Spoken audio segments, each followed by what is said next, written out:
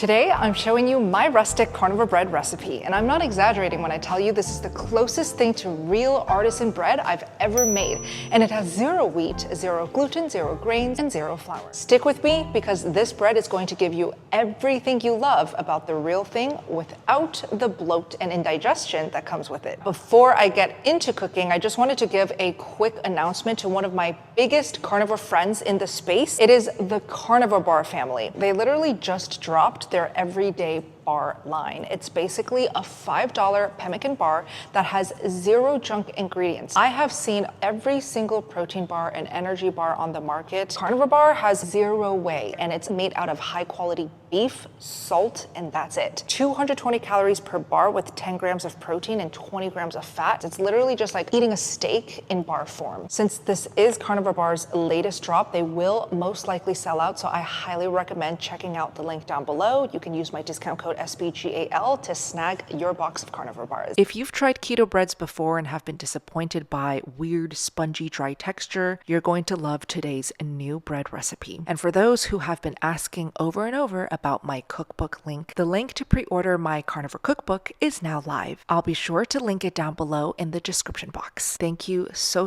much for your continued support. Now let's get to cooking. Let's talk ingredients. We're going to need 1 cup of egg white powder, 1/3 cup of Greek yogurt, 1/4 cup of heavy cream powder, 1 cup of warm water, 1 teaspoon of cream of tartar, 1 teaspoon of salt, and 2 tablespoons of any animal fat of your choice. It just needs to be melted but not hot and completely liquid. Here I am just using some slightly melted butter. When it comes to replacements and swaps, if you would prefer just one dairy food, I highly recommend that you just go with the heavy cream powder.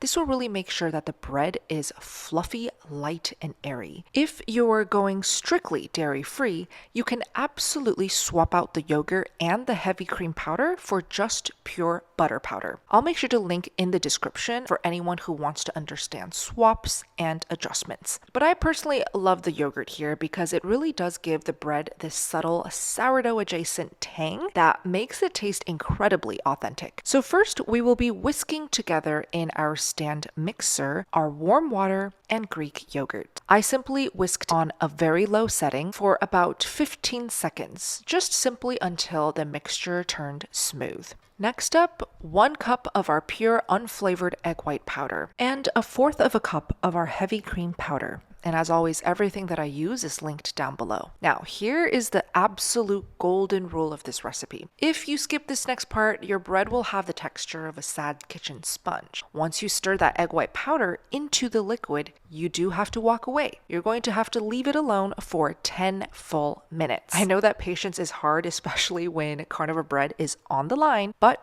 we are hydrating the protein. Think of it like a spa day for your egg whites to really achieve its full potential. Now go check your emails, walk your dog, or scroll through your favorite carnivore channels. We'll be right back. All right, our 10 minutes are now up. To give this bread its structural integrity, we're adding 1 teaspoon of our cream of tartar and 1 teaspoon of salt. Please do not skip the cream of tartar because it stabilizes the egg whites and keeps our bread from deflating into a sad deflated pancake later. This is where we're going to crank up our mixer up to the highest speed possible and just let it rip for 7 to 9 minutes. And yes, a stand mixer is highly recommended for this specific recipe. And by the way, you might have noticed a new setting, environment, and kitchen where I'm cooking in this video. I have officially moved into my new house in Las Vegas, Nevada. If you guys want to know more about why I decided to move from Seattle to Nevada, more of a sneak peek behind the scenes of what it's like to be a carnivore content creator, head over to my vlog channel because I've been sharing a lot of personal vlogs. I'll make sure to link that down below. You want this to look like a glossy, stiff marshmallow fluff. This is why we are letting it really mix on high speed for 9 minutes so that our carnivore dough can build the structure of our loaf with nothing but trapped air and protein. we're going to prepare our 2 tablespoons of animal fat. If you haven't melted it down yet, you can do so now. Just make sure your animal fat is not piping hot, or it could cook the eggs instantly and give you scrambled egg bread, which is not what we're going for today. This simply is just to fold that fat in without popping all of our beautiful air bubbles we just spent 9 minutes creating. Now, gently scrape the dough out of your mixing bowl. You'll notice it's going to feel incredibly light, almost like a smooth, milky cloud. A pro tip to avoid any sticking is to just use a wet spatula. This will really help transfer the dough into our loaf pan quickly. Now our dough is ready to bake. We're going to preheat our oven to 375 degrees Fahrenheit or 190 degrees Celsius. If you're using a Dutch oven, just bake it covered for 20 minutes to trap the steam, then pop the lid off for another 15 minutes to get that deep golden crust. If you're just using a standard baking sheet like I am today, just let it bake uncovered for 35 minutes total. Your kitchen, by the way, is going to smell absolutely incredible. Here's the finished product fresh out of the oven. It looks like it crawled straight out of a Parisian boulangerie, but it's 100% carnivore approved. Incredible. Now, here's where I'm going to ask you to do probably the most incredible thing. Put that knife down, walk away, and just let this baby cool completely for at least 1 hour. I know it's agonizing, but if you cut into this while it's hot, the steam inside will escape so fast and the middle will collapse into a gummy wet texture.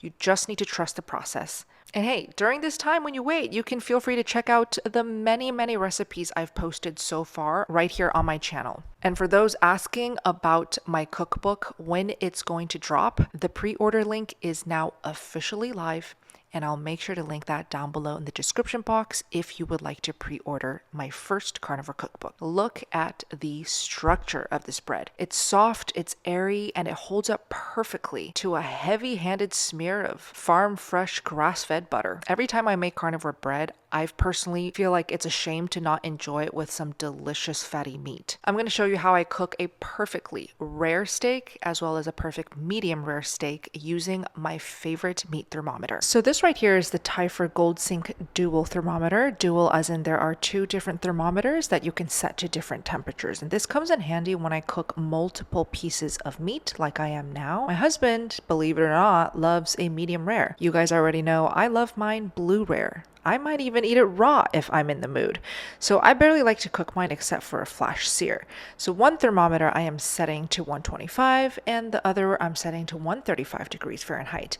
You stick it into your steak and it literally just tracks it for you and beeps when each thermometer reaches your set temperature. So each probe can be a different temperature, and each probe has 6 built-in sensors to track the temperature from 6 different spots inside the meat all at the same time. That's how it keeps everything super accurate and perfectly cooked. Just make sure the probe is inserted all the way to the safety line marked on the probe. And because I am not the kind of cook who just stands in one place, I personally love that it's got super strong wireless connection. So when I'm walking around or filming, walking my dog, checking on my husband, or doing 5 things all at once while something's in the oven or on the stove, I'm still able to monitor the entire thing from the probe base or right on my phone through the app. I just set the exact temperature I want and I go and live my life. This thermometer is so effective at cooking any cut of chicken, pork, and beef to the perfect doneness and temperature. You won't ever have to guess again if your meat is overcooked or undercooked if you have this handy gadget. It even gives you recipes and you can tell the AI in the app exactly what you're cooking and it'll walk you through the exact instructions to cook it perfectly. And of course, I also love how it looks on my new kitchen countertops. I personally think it's very minimal, super sleek, and just looks good.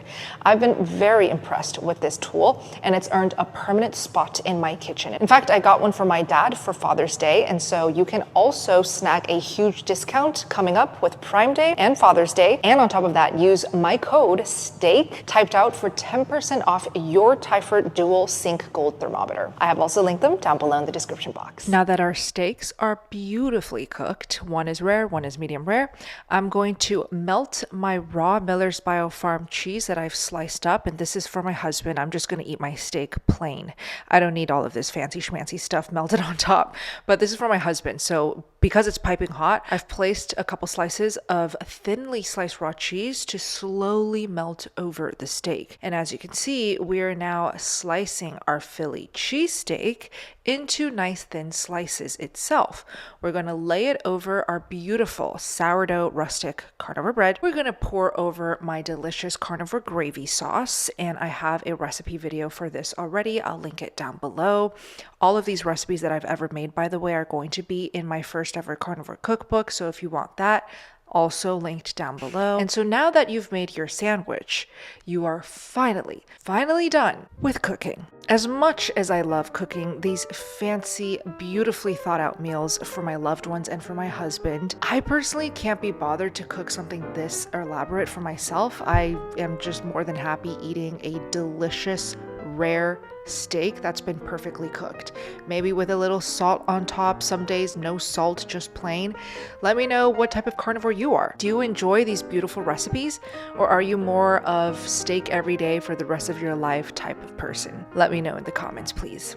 Hey, the boys are here to eat more of mommy's food. Cheers. So good, man. There you have it, yet another new delicious go-to carnivore bread that I have whipped up for you. And I'm telling you, once you make this, it's just gonna become part of your daily carnivore rhythm. No more standing in the kitchen or feeling like you're missing out on all of the carbs and the delicious sandwiches. You can now make it right at home and never have to worry about indigestion, bloat, or flare-ups. So if you try it, please let me know, and let me know how it goes down below in the comments as well. I would love to learn your tips and tricks to elevate this bread. And if you have any requests at all for future recipes or recipe requests, drop it down below and I will make sure to take note. And finally, before I wrap up, I just wanted to announce that I've started a new channel. It's a channel just to share more aspects of my life, not just my carnivore diet, because yes, although carnivore diet saved my life and it elevated my life quality and gave me my life back, I also love a lot of other things like piano, music, makeup, skincare, homemaking, interior design, and a lot more. So if you want more of me, you could check out my new vlog channel at Steak and Butter Vlogs. Thank you so much for watching, and I hope to see you in my next video. SBG out.